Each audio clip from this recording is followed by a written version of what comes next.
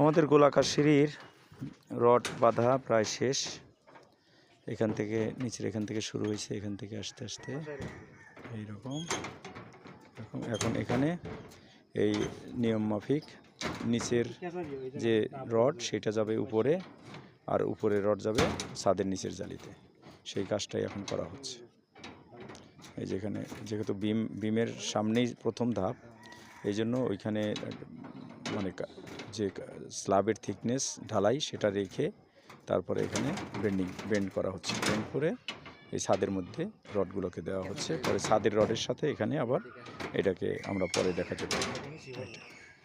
এরপরে সাইড মারতে হবে, সাইড মেরে ধাপগুলো মারতে হবে।